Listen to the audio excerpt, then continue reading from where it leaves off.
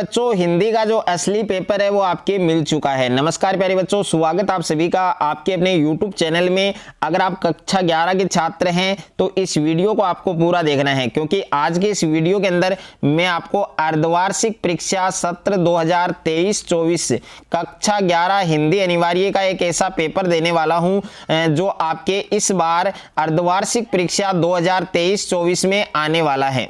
अगर आप राजस्थान बोर्ड के विद्यार्थी हैं तो इस वीडियो को आपको लास्ट तक देखना है, और कक्षा 11 के विद्यार्थी हैं तो इस वीडियो को लास्ट तक देखना है, क्योंकि अगर आपने इस वीडियो को लास्ट तक देख लिया और इस पेपर को एग्जाम से पहले अच्छे से आपने तैयार कर लिया तो इस बार हाफ ईयरली एग्जाम अर्धवार्षिक परीक्षा 2023-24 हिंदी के पेपर में आप पूरे 70 में से 70 मार्क्स से वो लेकर आएंगे। तो इस वीडियो को कहीं पर भी आपको स्किप नहीं करना है, वीडियो को लास्ट तक देखना है। तो जैसा कि प्यारे बच्चों आपके जो अर्धवार्षिक परीक्षा हैं वो आपके 11 दिसंबर से शुरू होने वाली हैं, और उस परीक्षा का ये पेपर मैं आपको देने वाला हूं। तो जो समय है वो इस बार आपके 3 घंटे 15 मिनट का आपको टाइम मिलेगा, और पूर्णांक है आपके 70, यानी 70 मार्क्स का ये पेपर आपके आने वाला है। तो पेपर को स्टार्ट करने से पहले जो निर्देश हैं वो आपको जरूर फॉलो करने हैं। यहाँ पर पहला जो पॉइंट है कि सभी प्रश्न हल करना अनिवार्य है, सारे प्रश्न आपको करना है। और दूसरा है कि विद्यार्थी अपने नामांक प्रश्न पत्र पर अनिवार्यतः लिखे, यानी पेपर जो आपको दिया जाएगा उस पर आपको रोल नंबर जरूर लिखना है। बाकी के जो निर्देश है वो भी आपको प्यारे बच्चों पढ़ना है। तो पूरा पेपर इस वीडियो के अंदर मैं आपको देने वाला हूं। पेपर का पीडीएफ आपको कैसे डाउनलोड करना है, कहां पर पीडीएफ मिलेगा, वो भी इस वीडियो के अंदर मैं आपको बताऊंगा। तो वीडियो को आपको लास्ट तक देखना है, कहीं पर भी आपको वीडियो को स्किप नहीं करना है। प्यारे बच्चों सबसे पहले आप पेपर के अंदर क्वेश्चन नंबर फर्स्ट देख सकते हैं। क्वेश्चन नंबर फर्स्ट आपको क्या दिया गया है कि निम्नलिखित गद्यांश को पढ़कर प्रश्नों के उत्तर दीजिए।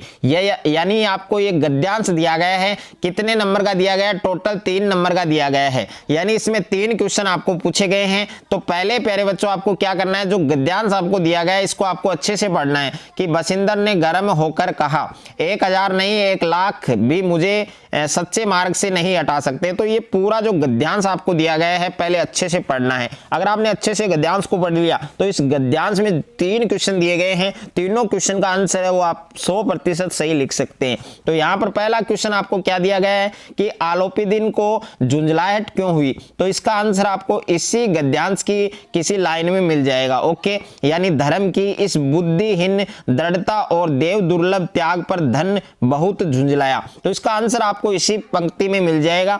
उसके बाद में दूसरा क्वेश्चन है कि आलोपीदिन द्वारा 1000 रुपए देने के प्रस्ताव पर बसिंदर ने क्या कहा? तो इसका आंसर भी आपको इसी पैसेज में इसी गद्यांश में मिलेगा। तीसरा क्वेश्चन है कि उपयुक्त गद्यांश में अलौकिक वीरता की संज्ञा किससे दी गई? तो इसका आंसर भी आपको लिखना है। उसके बाद में देखिए दूसरा क्वेश्चन है आपके कि मियां नसीरुद्दीन नामक पाठ के आधार पर मियां नसीरुद्दीन की चारित्रिक विशेषताओं पर प्रकाश डालिए। तो मियां नसीरुद्दीन है, उनकी जो चारित्रिक विशेषताएं हैं वो आपको लिखनी है। 3 नंबर का ये प्रश्न है आपके। और अथवा में प्रश्न दिया गया है कि नमक का दरोगा कहानी के प्रमुख पात्र बसिंदर के चरित्र की प्रमुख विशेषताएं लिखिए। तो इन दोनों क्वेश्चन में एक क्वेश्चन आपको करना है। ओके, ये वाला क्वेश्चन भी 3 नंबर का है। अगर आप ये करोगे तो 3 नंबर मिलेगा, ये करोगे तो भी 3 नंबर मिलेगा। तो दोनों में से एक क्वेश्चन का आंसर आपको सही लिखना है। उसके बाद में तीसरा क्वेश्चन है आपके कि लॉर्ड कर्जन को इस्तीफा क्यों देना पड़ा? ये भी 2 नंबर का प्रश्न है, तो 2 में से 2 नंबर लाना है। और चौथा क्वेश्चन है आपके कि गलता लोहा कहानी के उद्देश्य को स्पष्ट कीजिए। जो गलता लोहा कहानी है उसके उद्देश्य को आपको लिखना है, स्पष्ट करना है। ये वाला क्वेश्चन भी 2 नंबर का है। और 5वां प्रश्न है कि मन्नू भंडारी अथवा सुमित्रा नंदन पंत का साहित्यिक परिचय है वो आपको लिखना है। ये 4 नंबर का है, तो 2-2, यानी मन्नू भंडारी का परिचय अगर लिखोगे तो 2 नंबर मिलेंगे, सुमित्रा नंदन पंत का लिखोगे तो 2 नंबर, और दोनों का लिखोगे तो 4 नंबर मिलेंगे। तो दोनों का लिख के आना है आपको। और छठा क्वेश्चन है कि अप्पू के 2.5 साल नामक के संस्मरण में किस फिल्म की घटनाओं का वर्णन किया गया है? ये 1 नंबर का क्वेश्चन है। और 7वां क्वेश्चन है आपके प्यारे बच्चों, 7वां क्वेश्चन है कि डायरेक्टर ऑफ एजुकेशन ने रजनी के किस सुझाव को स्वीकार कर लिया, किस सुझाव को एक्सेप्ट किया था? ये वाला क्वेश्चन भी आपके 1 नंबर का है। उसके बाद में प्यारे बच्चों 8वां क्वेश्चन है आपके 8वां क्वेश्चन आपको दिया गया है कि निम्नांकित पद्यांश को पढ़कर प्रश्नों के उत्तर दीजिए। तो ये पद्यांश आपको दिया गया है, इस पद्यांश को पहले अच्छे से पढ़ना है और प्रत्येक क्वेश्चन का आपको करेक्ट आंसर लिखना है। तो इसमें पहला क्वेश्चन है कि चिरागा शब्द किसका प्रतीक है, तो ये भी 1 नंबर में पूछा गया है। दूसरा प्रश्न है कि पद्यांश में कवि ने साए में धूप लगना किसे कहा है, वो भी आपको बताना है। तीसरा क्वेश्चन है कि कवि के अनुसार पहले से क्या तय था, वो भी आपको लिखना है, क्योंकि ये भी 3 नंबर का पद्यांश आपको दिया गया है।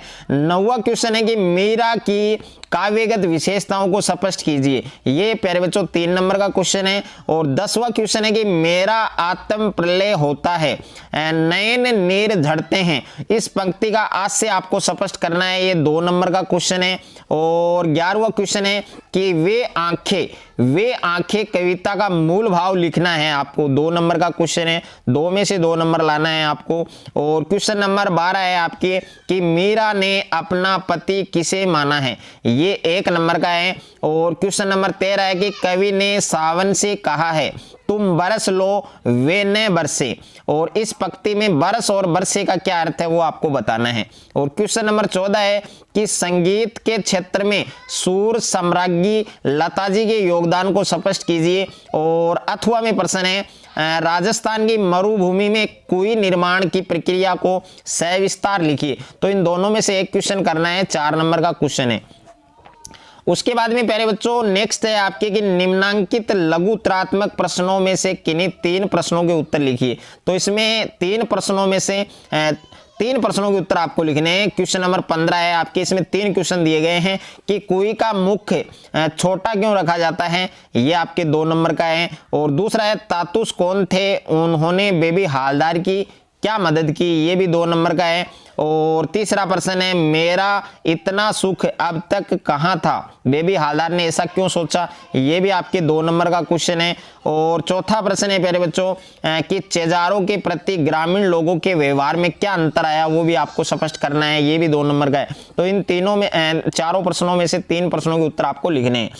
क्वेश्चन नंबर 16 है आपके कि निम्नलिखित अपठित गद्यांश को पढ़कर प्रश्नों के उत्तर लिखिए। तो ये अपठित पद्यांश है आपके, और इस अपठित गद्यांश को अच्छे से पढ़ना है, प्रत्येक क्वेश्चन का सही आंसर लिखना है। 7 नंबर का एक गद्यांश आपके दिया गया है। ओके, तो पहले इस गद्यांश को अच्छे से पढ़ना है। और इस गद्यांश में पहला प्रश्न दिया गया है कि प्रस्तुत अपठित गद्यांश का उचित शीर्षक लिखिए। दूसरा प्रश्न है अगम्य शब्द में उपसर्ग और प्रत्यय लिखना है। और तीसरा प्रश्न है मनुष्य जीवन का उद्देश्य क्या है।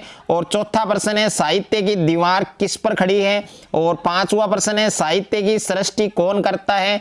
और 6ठा प्रश्न है साहित्य के आनंद का आधार कैसा है। और 7वां प्रश्न है आनंद का विलोम शब्द लिखिए। ओके, तो सारे प्रश्न छोटे छोटे हैं, प्रत्येक प्रश्न 1 नंबर का है, सही उत्तर आपको लिखना है।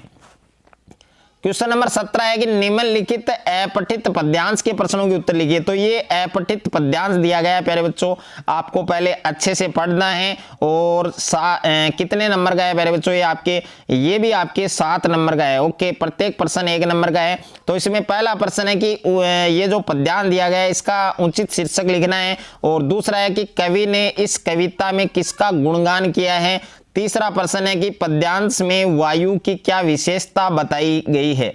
और चौथा प्रश्न है कि कविता में किस युग की अभिव्यक्ति हुई है। और 5वां प्रश्न है कवि ने धरती का असली स्वामी किसे कहा है। और नेक्स्ट है कि पद्यांश में भाग्य का जुआ किसे कहा गया है। और 7वां प्रश्न है रंग शब्द का अर्थ है वो आपको लिखना है। 18वां क्वेश्चन है प्यारे बच्चों निम्नलिखित में से किसी एक विषय पर निबंध लिखिए। तो इसमें पहला है डिजिटल इंडिया, दूसरा है आपके योग एक जीवन साधना, तीसरा है आपके विद्यार्थी जीवन में अनुशासन का महत्व, और 4 नंबर है कोरोना वैश्विक महामारी। तो इनमें इन चारों में से एक निबंध है वो आपको लिखना है।